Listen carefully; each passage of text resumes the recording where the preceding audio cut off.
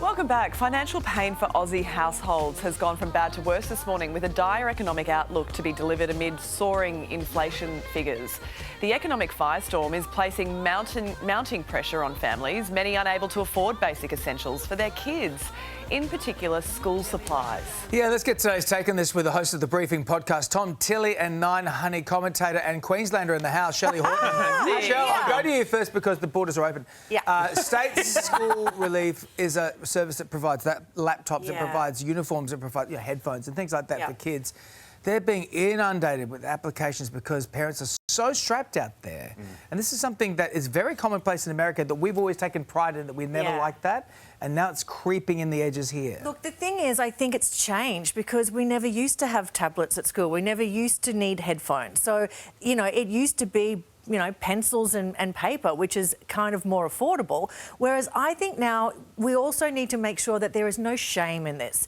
This is just being helped out, and it's just whatever we can do, because there are so many kids who don't come from a family that can afford a laptop. So therefore, we need to make sure that they are completely looked after and that they're not being left behind. So to me, it's sad that it is happening, but I completely understand why.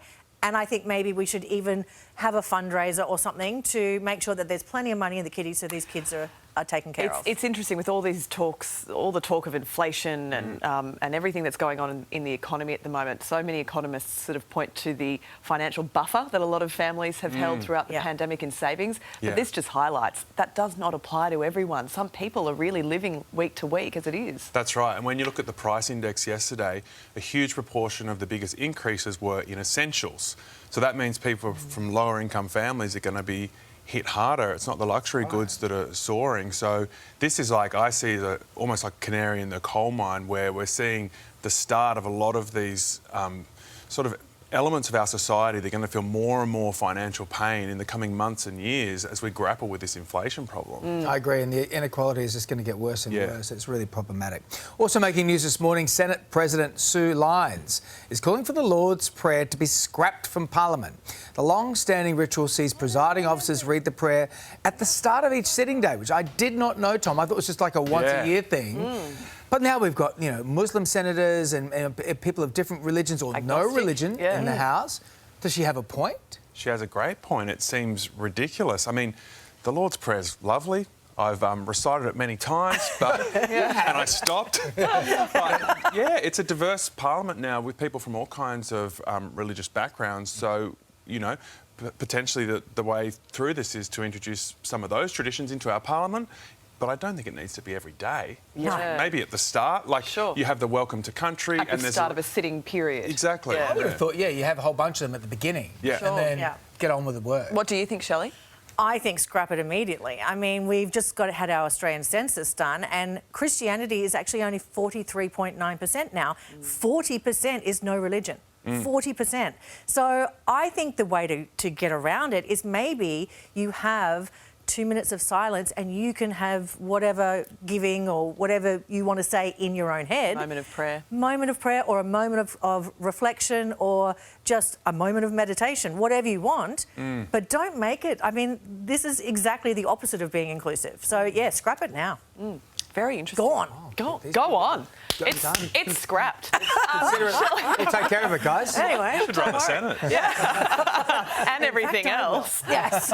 Shelley and Tom, stay with us when we come back. What a load of rubbish. See the moment council collectors are caught mixing our bins. And a Loch Ness breakthrough.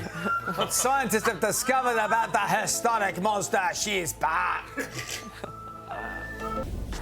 Welcome back. Well, this one stinks a bit. Council collectors have been caught mixing yellow bin recycling with red bin recycling in crossing Sydney's streams. southwest. I don't think the red bin is recycling. Anyway, get this. It's been going on for more than a decade. It's rubbish. It's rubbish. Due to the difficulty of backing trucks into narrow streets. Shelley and Tom are back to discuss this. Tom, I put so much energy into separating the plastics. And everything's separated, and then they just mix it all up. And what's this excuse about you can only back one truck down the street? If you can back one truck, then you can back another one. And it sends the wrong message that all of our hard work in the household of moving one thing from one bin to the other is going to waste. I'm angry. Literally going to waste. I'm furious. I mean, don't let it really mad. Hey, guys, calm down, Tom. Get outraged, get outraged. How do you feel about this, Shell? Lazy. This is absolutely lazy on the behalf of the council, and I'm not happy about it. And the thing is, they've said, a solution is that the householders could take their bin to the end of the street, which would be fine. What about the garbage guy walks down the street and brings it back up? Yeah. Or drives. Like, come on, we have had so many campaigns to encourage recycling. I'm finally washing everything and making sure it's nice and clean. Finally, like just recently? Oh, no, seriously, it took me ages. I was a late adopter. I will lazy. admit that. Yeah, I was the lazy, but now I'm like a reformed smoker. So, like, if you're not recycling, I'm furious. Passionate. What about this, guys? Loch. She could be real. A British university has discovered that Ness is plausible after discovering fossils in a 100-million-year-old river system. Shelley, wow. Tourism at Loch Ness is about to boom. I don't believe it. Oh, come on. I don't believe it. I'm Come sorry. on. I reckon it's like a dodgy shadow or it's someone's It still looks to me like someone. It looks like a hand. Come on, guys. That is It's a her. bit of a tennis. Come on. It's like a periscope. There's someone under Yeah. there. Look, Are you a believer, Tom? you can believe whatever you want to believe, really. I mean, you know, you can find a fossil in Morocco that says a dinosaur that looks a little bit like the Loch Ness monster may have been able to survive in fresh water and then say that it was in the Loch Ness for sure. The river systems were different back then, Yeah, and the Scotch people was way stronger. apart. I think you've touched on something with the Scotch, David. Yeah.